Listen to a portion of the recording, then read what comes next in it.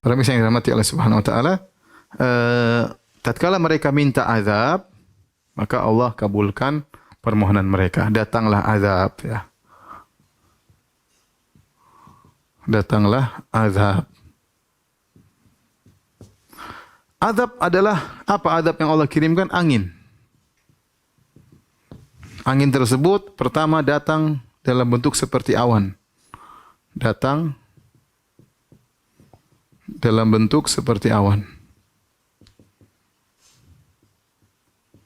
Awan yang gelap. Kata para ulama, ketika itu mereka sedang musim kemarau. Sedang musim kemarau, ya. Makanya Nabi Hud mengatakan istaghfir rabbakum tsumma tubu ilaihi yursilis sama 'alaikum midrara. Nabi Hud berkata, kalian kalau ingin turun hujan, kalian beristighfarlah. Kalian bertobatlah kepada Allah. Yursil sama 'alaikum midrara. Niscaya Allah akan turunkan hujan yang deras bagi kalian.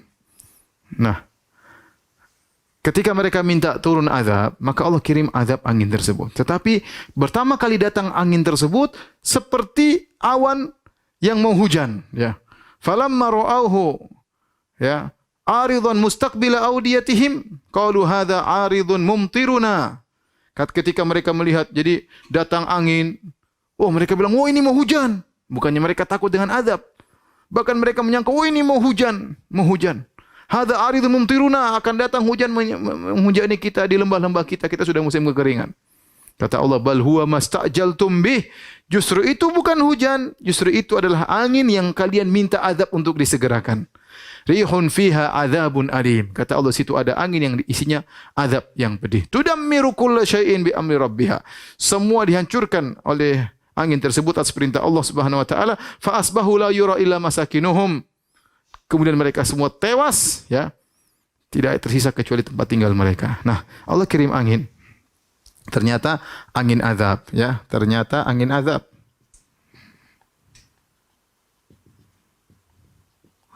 Taib, angin azab ini memiliki beberapa sifat. Sifat-sifatnya yang pertama, ya, id arsalna alaihimur rihal akim. Kata Allah, rihal akim. Kalau akim bahasa Indonesia angin mandul. Apa maksudnya angin mandul? Maksudnya tidak ada kebaikan sama sekali padanya. Tidak ada kebaikan sama sekali. Ada angin yang mungkin dia dari sisi lain buruk, dari sisi baik lain baik. Ini angin yang Allah kirim, di Allah arsalna alaih rihal aqim. Kami kirimkan kepada mereka rihal aqim, yaitu angin yang mandul, artinya tidak ada kebaikan sama sekali. Angin ini memang untuk mengazab. Makanya Allah mengatakan fiha adzabun alim. Rihun fihi adzabun alim. Kata Allah, azab yang pedih. Kemudian apalagi sifat-sifatnya, kata Allah, sarsaran. Sarsar. Angin tersebut disifati oleh dengan sarsar. Sarsar artinya apa? Ada dua. Itu sarsar itu sangat dingin, sangat ribut, sangat memekakkan telinga.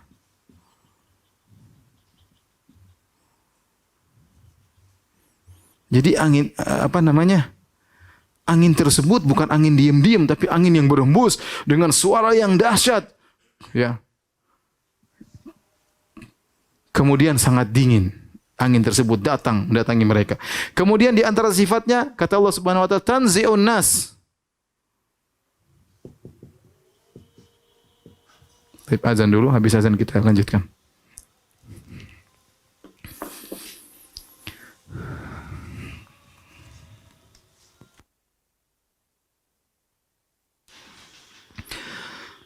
Tapi para pemirsa yang dirahmati Allah Subhanahu wa taala, kita lanjutkan. Di antara sifat angin tersebut yang Allah kirim itu mencabut manusia.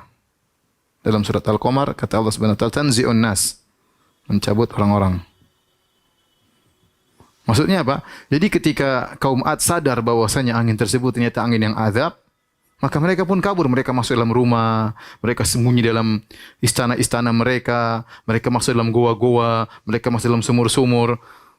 Tapi angin tersebut ternyata datang nyabutin mereka. Seperti tangan nyabutin mereka dari rumah. Mereka dalam rumah dicabut, keluar. Dalam sumur dicabut, keluar. Dalam goa dicabut, keluar. Semuanya dicabut.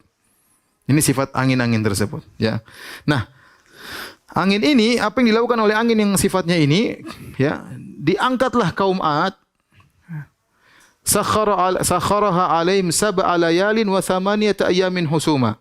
Diangkat ke udara, ya. Sab'a layalin, 7 malam, 8 siang. Cukup lama inilah 7 malam 8 siang. Bayangkan angin kuat kenceng banget, ya. 7 malam 8 siang diangkat. Kaum Ad itu badannya besar loh, maksudnya angin itu sangat kuat banget sampai dicabut, kemudian diputar-putar di udara dengan kondisi sangat dingin dan sangat mengekang telinga. Diputar kenceng. Jadi Allah tidak kirim angin panas, Allah tidak kirim seperti Wedus Gembel ya. Wedus Gembel mungkin datang langsung selesai. Dibuat angin dingin sehingga mereka tersiksa lama. Tidak langsung mati. Kalau Wedus Gembel kan datang syret selesai. Enggak, Allah siksa mereka. Ya. 7 malam 8 siang diangkat oleh angin tersebut, diputar-putar di atas. Saking kencengnya berputar tersebut, kata para ulama, sampai usus mereka keluar. Usus mereka keluar dari mulut mereka, dari dubur mereka, sampai habis isi perut mereka. Makanya apa hasilnya? Setelah diputar kenceng oleh angin, jadinya kata Allah Subhanahu wa taala, ka'annahum a'jazu nakhlin khawiyah. Ka'annahum a'jazu nakhlin khawiyah. Mereka seperti batang korma yang kosong.